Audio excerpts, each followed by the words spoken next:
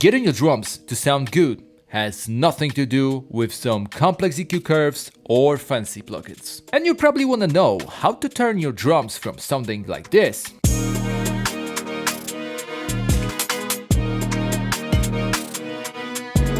to this,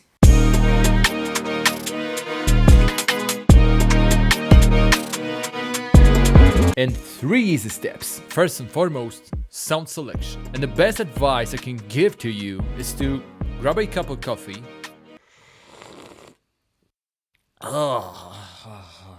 Grab some high quality loops, like for example those from my free pack that I just dropped. Scroll to your whole sound library, put some sounds to test, and bookmark them. It will definitely speed up your workflow after. But for the purpose of this whole video, I'm gonna show you my sound selection process. Okay, let's go. So basically, what I like to do is to play the whole melody, and while the melody is playing, I'm gonna search for a counter snare.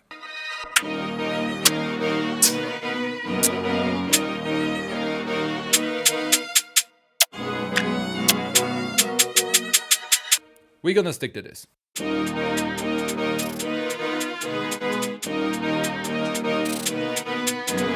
Now, let's choose a snare.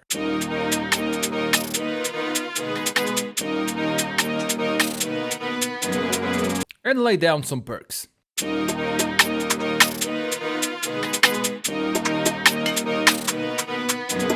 Quick tip for choosing the right kick. If you're working in a genre like for example drill and trap, which is bass heavy, it's better to have your 808 already done and then search for the perfect kick.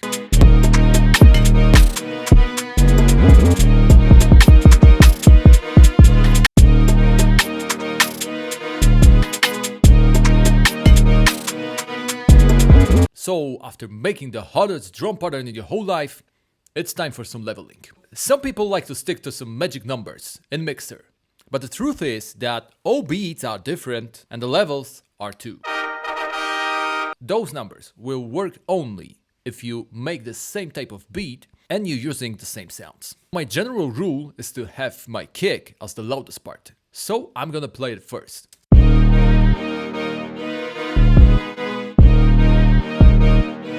And now I'm gonna bring up the snare, cause that's the second most important thing in your drum pattern.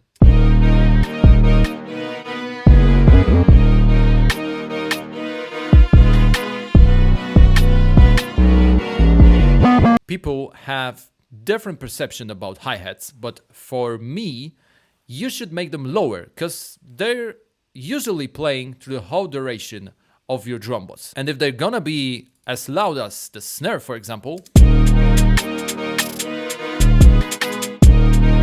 it can get pretty annoying. So lower them down.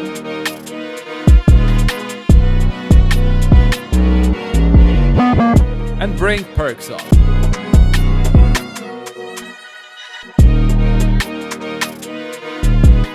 If you're using some effects, like for example crashes and essential gunshots in drill, try to keep them in the background, but still audible.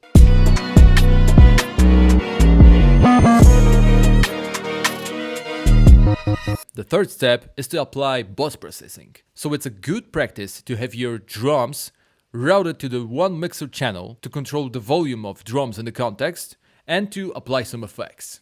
Sometimes, especially when you're using the right sounds, all you really need is a glue compressor.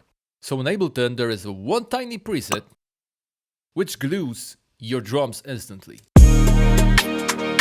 And it applies a little bit of soft clipping.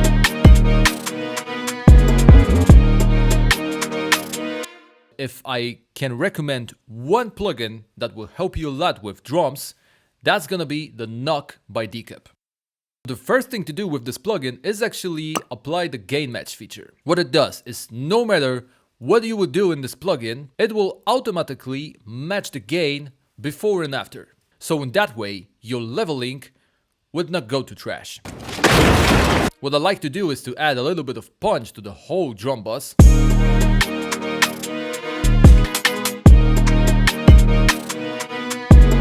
And I found out that the third mode of saturator works really well with drill drums.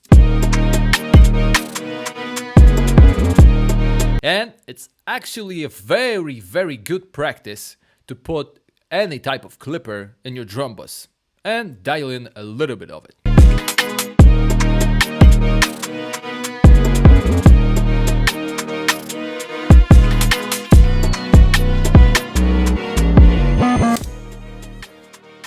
So to sum things up for this video, you need to have trust in your sounds and select them carefully. With that in mind, you won't need any fancy processing, just a little bit of leveling, clipping and compression. If you have your drums mixed well after watching this video, you might want to know how to glue your kick and 808 together. And I'm pretty sure this video will help you a lot with that.